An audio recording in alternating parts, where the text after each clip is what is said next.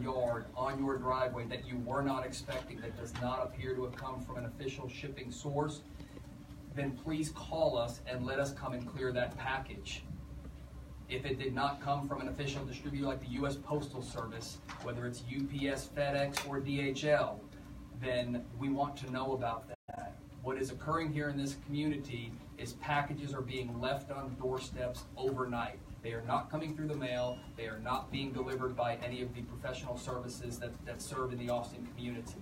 But again, if you feel like it is suspicious, call us and we will respond to that.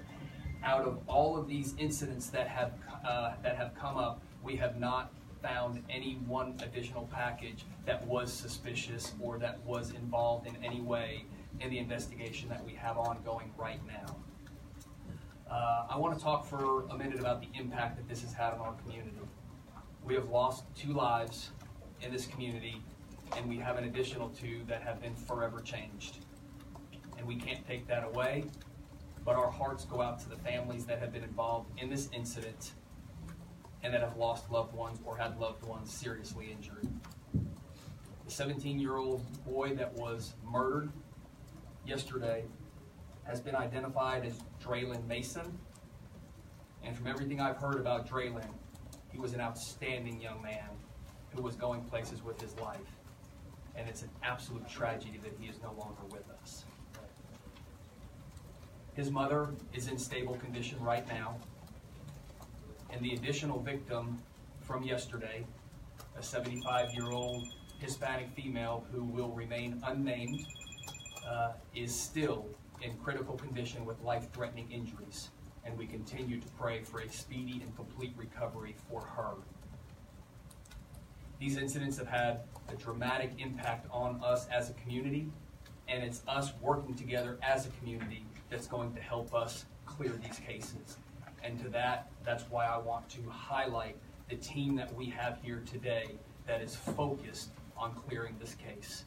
I've got the city manager, Spencer Cronk, who has been involved from day one, who has stayed on top of what we're doing and ensuring that we have the resources that are necessary. Assistant City Manager Ray Ariano, who oversees all of the public services as we're all working together on this. I have Special Agent Chris Combs from the FBI San Antonio Bureau, who oversees this entire region, and Special Agent Jeff Boschek from the ATF, who also oversees all ATF operations for this region, and members of the APD executive team with me up here. What you don't see up here, but what you saw out there both yesterday and again back on March 2nd, was a level of cooperation and participation from local and federal agencies that was, although unfortunate that it's necessary, was impressive to have brought all these resources here. We are not going to leave any stone unturned, and we are going to follow up on every lead until we can clear this case. To that end, we are announcing today a $50,000 reward for any information that leads to an arrest in this case. Again, a $50,000 reward for information that leads to an arrest. We are asking people that want to pass along a tip to us to do one of 2 things. Either contact us at our tip line through Crime Stoppers, and that number is 512-472-TIPS, TIPS. The numbers for that are 8477. Or, in addition to the $50,000 reward that has been put forward today, we want to thank the governor for putting forward a $15,000 reward already, again, leading to an arrest in this case. And again, the state number for Crime Stoppers that has been put forward already is 1-800-252-TIPS. Again, people with tips can call either of those numbers, and they will end up within the task force that we have put together with our local, state, and federal agencies that are all focused on bringing justice to this city and bringing this suspect or suspects into our custody. I want to address for a moment what happened on the first incident on March 2nd. When we were at that incident on that day, we indicated that at that time we did not believe there was any further concern or threat to this community, and that we believed that it was an isolated incident. And those comments and that belief was based on the information that we had at that moment. What we had was a singular event that had taken place in this community that was very unique.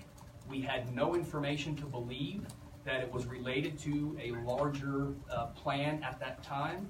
And in fact, our working theory that day involved an operation that we had conducted earlier that week involving a raid on a home in the same street where we took a significant amount of cash out of a drug stash house.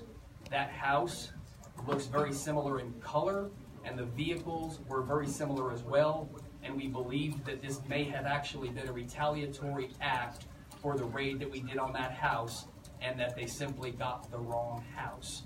That was our initial theory, and then as we continued to investigate it, we changed the classification to a suspicious death because, again, we didn't want to rule out any possible scenario by which this may have taken place.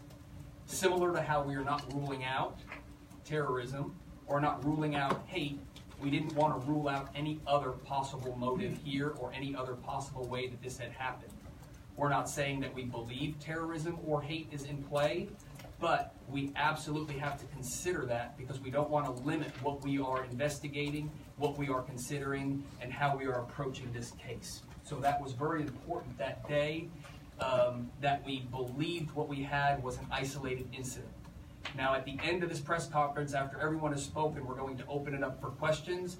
But I want to say right now, we are not going to answer questions about that investigation that I just spoke about. But I felt it was important for the community to understand, in addition to that being only a singular incident, we also had a pretty strong working theory that day, and that led us to believe that we were dealing with an isolated incident on that day. We, again, want to express great condolences to the families that have suffered losses in our community. We stand with them, and we will be with them as they get through the healing process. And again, I'll highlight that we have brought every resource to bear so that we can bring these cases to a quick and final resolution and bring someone into our custody or persons, if this is being done by multiple suspects, and put this to an end. And with that, I'm going to turn this now over to Special Agent Chris Combs of the FBI for additional comments. Thank you, Chief. Good afternoon, everyone. First, I'd like to say to the people of Austin that you should have great faith in your police department. Austin Police Department is a great partner. The Chief is a great leader in law enforcement here in Texas, and I commend their efforts so far. The FBI is joining the investigation, obviously, because of the seriousness of what we saw yesterday. We work very well together with our partners. Austin Police Department is on our Joint Terrorism Task Force, on the Violent Crimes Task Force, and it's a relationship we have every day. So it's not abnormal to see us here standing with Austin PD and with ATF as well. We share a number of task forces together. We have brought many of our national assets here to Austin to assist with this. Out of our Quantico, we have brought the behavioral profilers. We brought in a number of evidence teams, bomb techs. I want the people of Austin to know that the full resources of the FBI is being brought to bear to help on this, and we will continue to work with our partners until we get to resolution. We will be here with the Chief and with Austin Police Department until we resolve this and we make sure that there are no other explosive devices in the city. Thank you very much, Chief.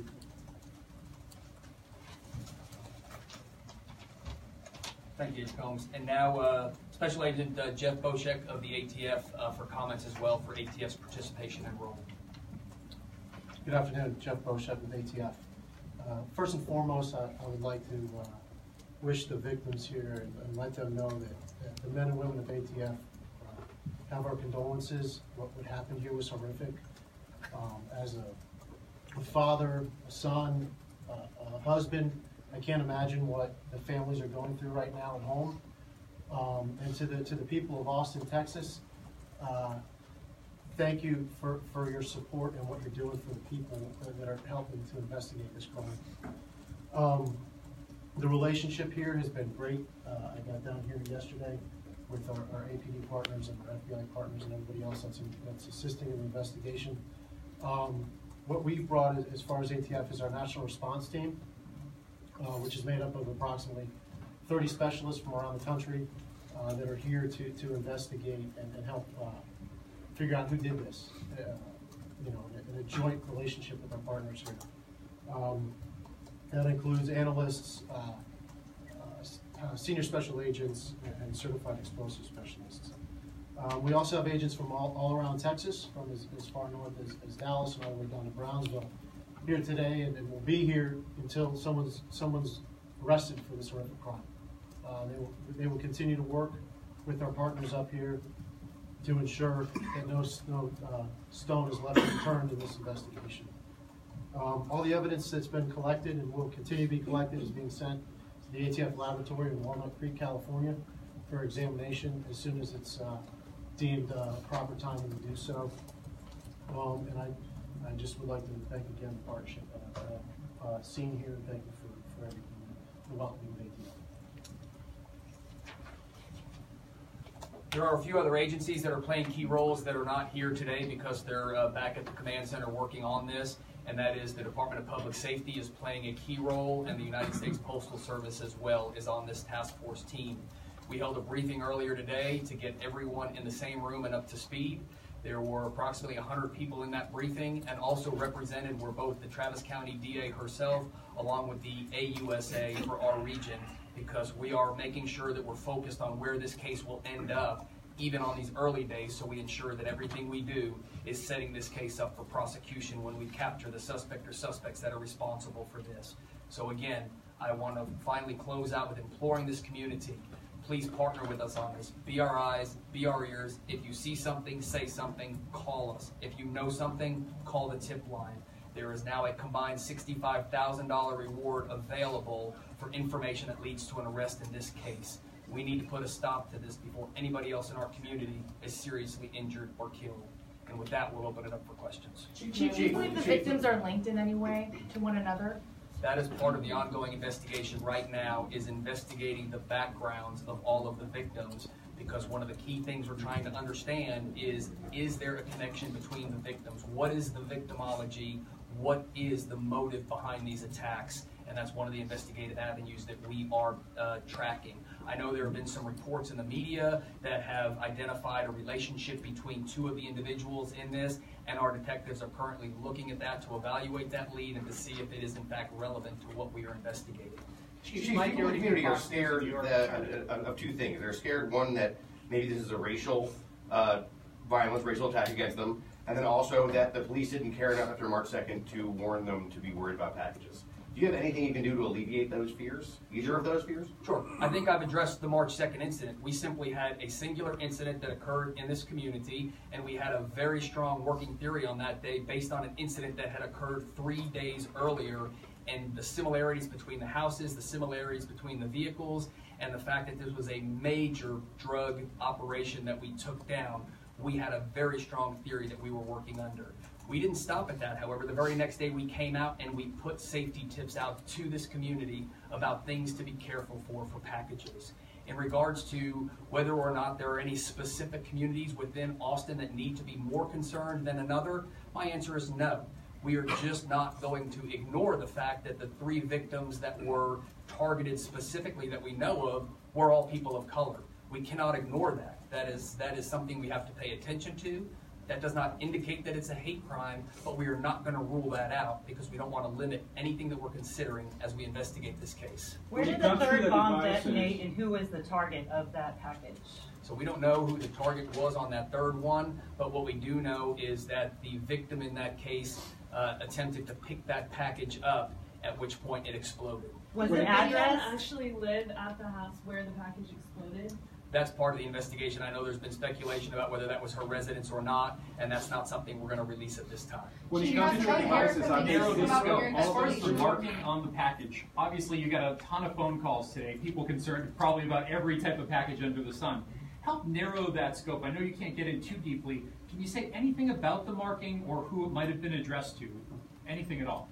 What I will say is we're dealing with cardboard packages that have been placed on people's doorsteps or yards in the overnight hours that are not at all identifiable as a standard shipping box or standard shipping labels. I'm not going to go into the specific writing that is on these packages, but I also don't want people to let their guard down if they have a suspicious item in their yard that's been placed there overnight. That's a different type of a container, because we don't want to limit the fact that these 3 incidents have used one type of a packaging that they might not change their method if they were choose to attempt another attack in our community. What's been inside the packages?